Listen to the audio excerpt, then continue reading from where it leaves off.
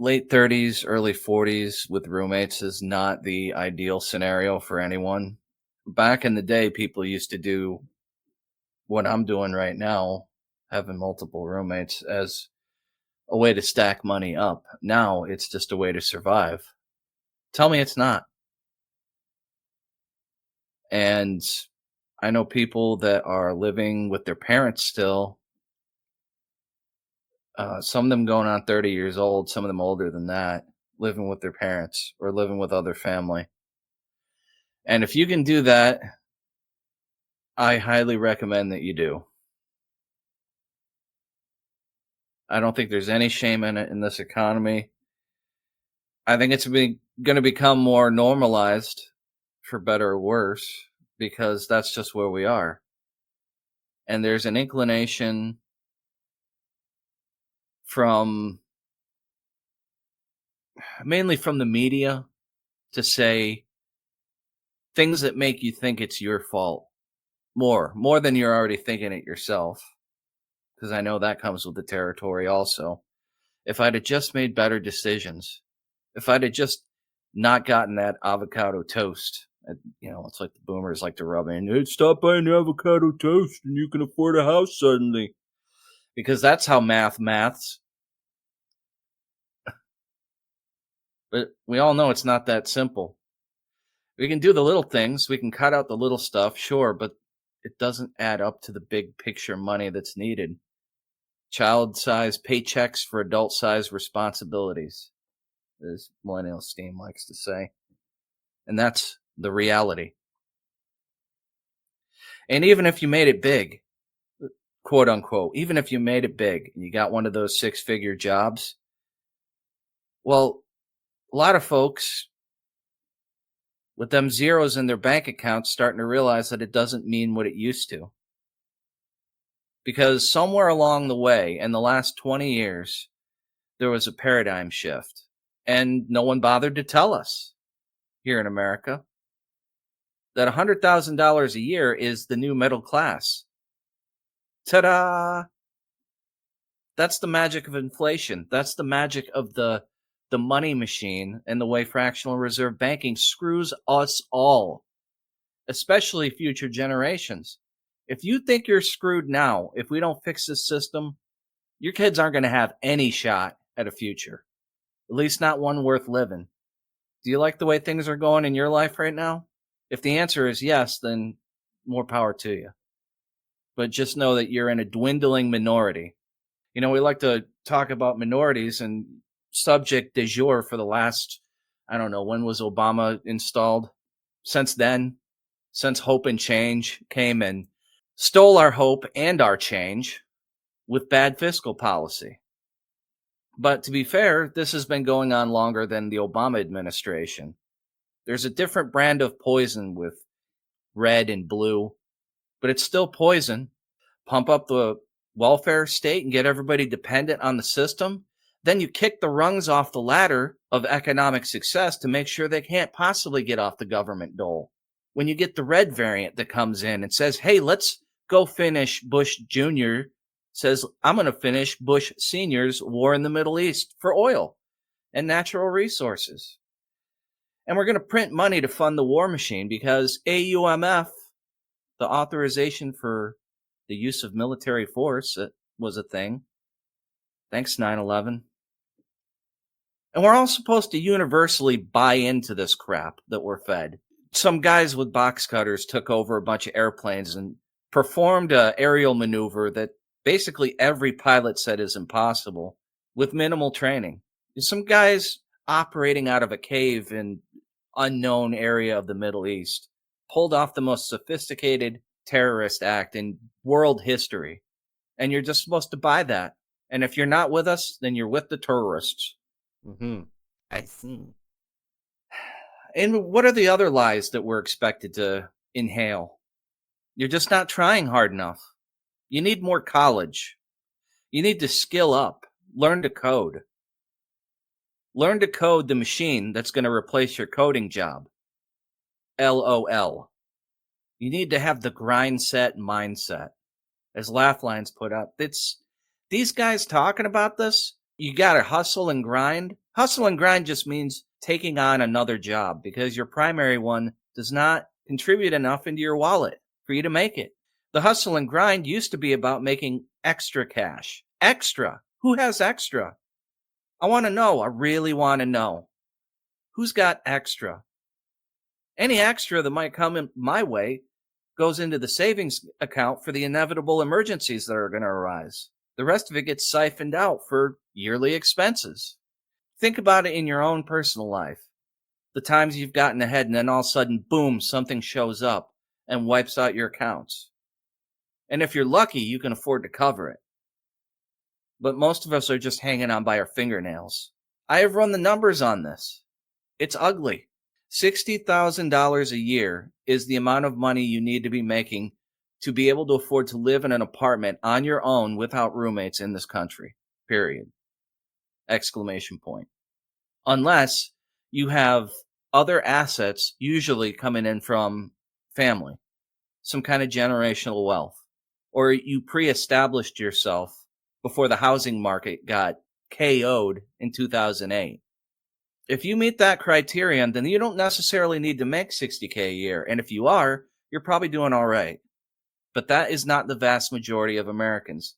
I'm not pulling up statistics here because I've already done that in several videos. We're covering old ground here. I'll link a card up top right-hand side. You can go reference that one. This is the income brackets is what you need to look at. Income brackets. And you'll find out it's around 42 to 45% of Americans make under $60,000 a year. That's damn near half. And that statistic, I believe it was pulled up from 2022 or 2023. We're going through some growing pains here in America. The sealing up of our southern border and our northern border, those are important steps. That needed to happen. That needed to happen decades ago. Never should have accumulated into the problem that it is now, to the point that we've got 11 million. They like to say that's the number. To more realistically, 30 million plus illegal immigrants in this country. And now, well, we got to talk about due process. Well, this due process stuff should have started as soon as their foot touched the other side of our border. So because our legal system and our immigration system and our executive branch dropped the ball multiple administrations, suddenly we're supposed to care about due process. Do you see the trap that's been laid? Demography is destiny. Tom Bilyeu actually grabbed one of my comments from a video live stream that he did about a week ago. I was responding to something that Drew, his co-host, had said regarding wages. I believe they were talking on this immigration stuff also, and the trade tariffs, the ongoing trade wars with China. I said that this trade war is primarily about China. And the thing that we're at war over is wages. It comes down to how much do corporations want to pay for labor? And the answer to that question, in case you're wondering, is zero. That's what this has been about. This has been about removing money from the labor class, thus removing power, thus ensuring dependency. And this is a course that we've been on for 30 years. We're looking at the aftermath of that. We're looking at what I hope is the peak or the valley, depending on your viewpoint. Here it is. Total reset negotiated with China on trade, Trump says. This is from the Epoch Times. Epoch, however you say that. Trade between the world's two largest economies topped more than 660 billion last year. It's just missing another 6, right? Trump suggested he was considering lowering U.S. tariffs on Chinese imports to 80% in coming days. Hopes for a significant breakthrough are shaky ground as both sides have struggled to acknowledge who called for talks, with each side claiming the other one did. Well, China's trying to save face, and Trump's got an ego the size of Saturn. So you get what you voted for, folks. So this was U.S. Secretary of Treasury Scott Bessent leaves his hotel to a meeting with China's officials on tariffs in Geneva on May 10th. That was yesterday of this year. And these talks are still going on now, allegedly. And I got to say that I think this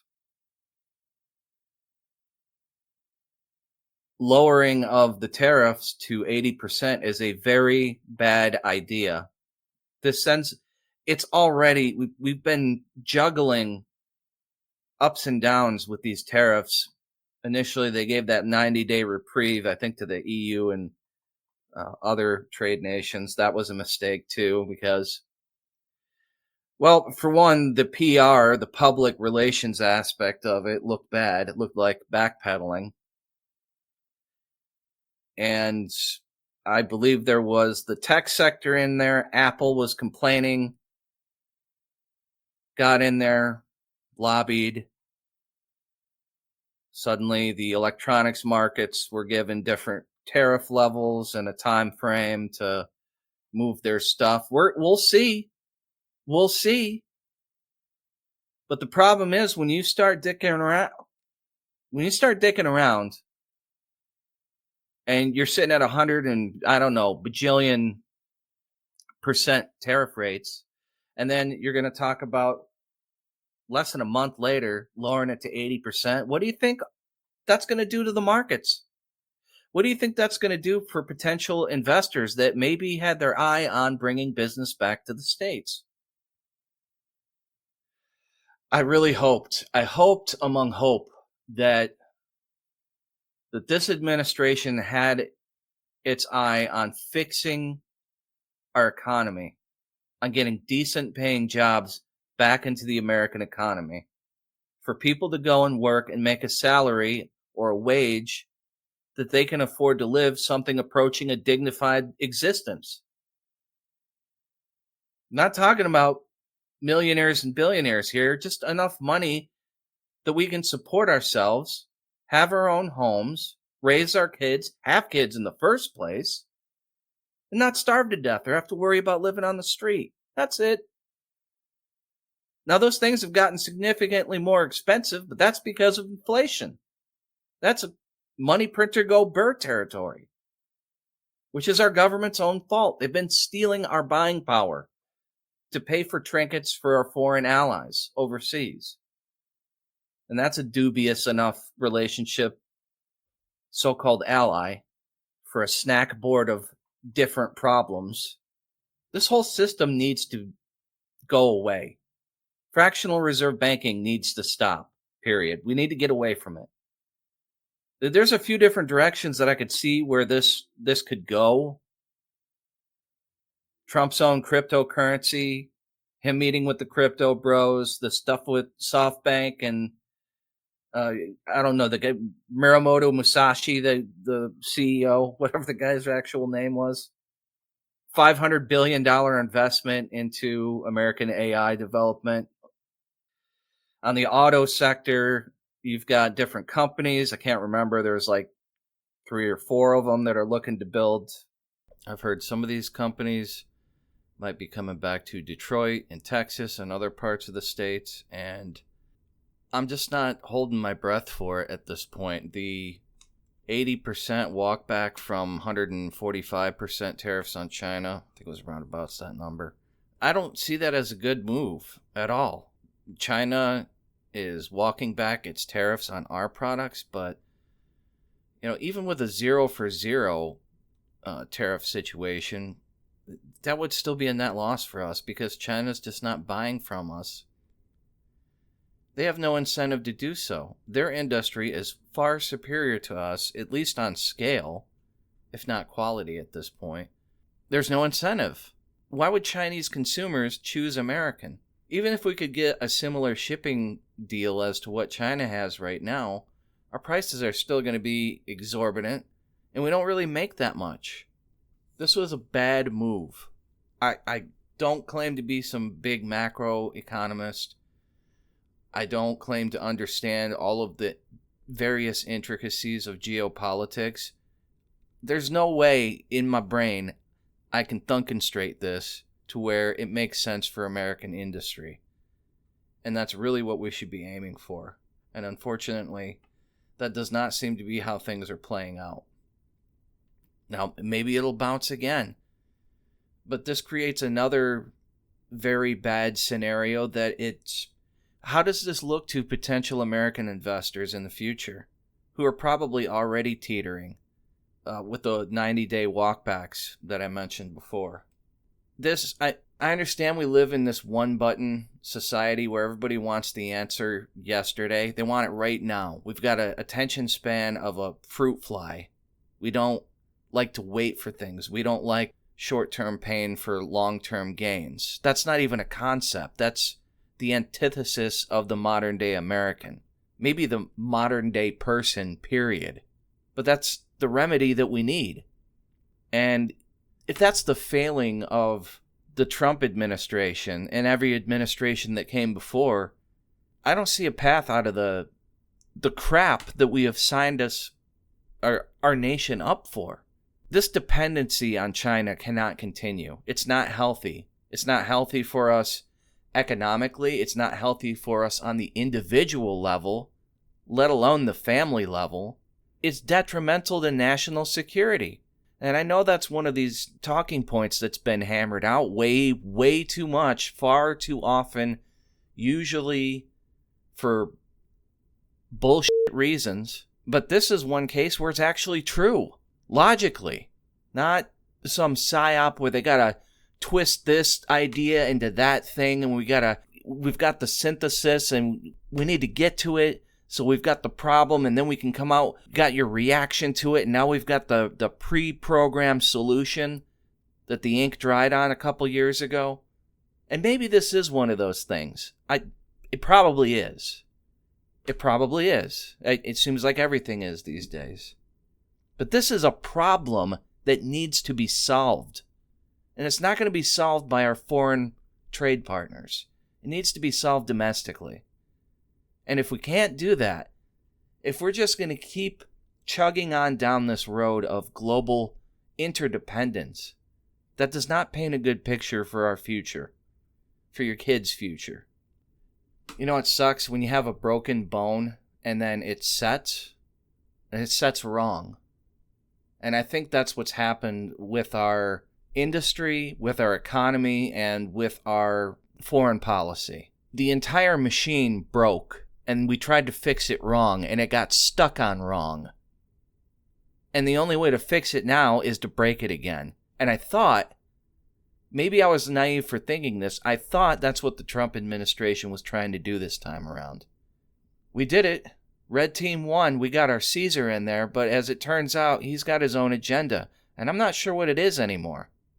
Now, just today, a day and a half after I recorded the last transmission, they came out with another deal where they're going to try to slash the prices of pharmaceuticals by 30 to 80%. That's huge.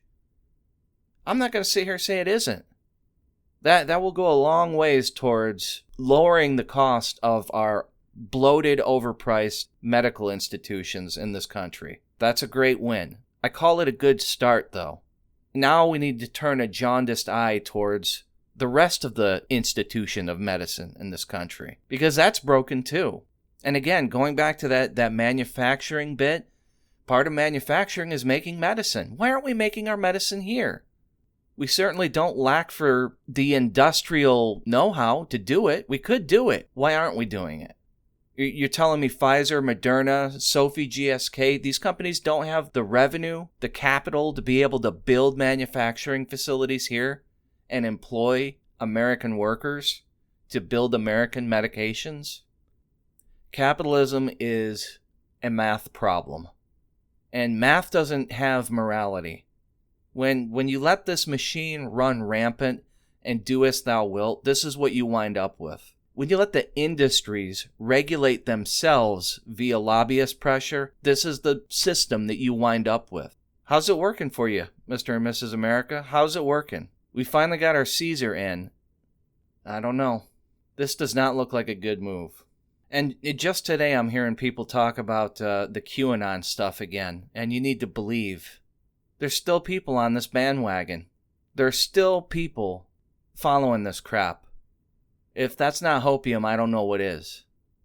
I'm not among those who have forgotten that one of Trump's little mantras during his 2015 presidential campaign was lock her up with regards to Hillary Clinton and the Clinton crime family.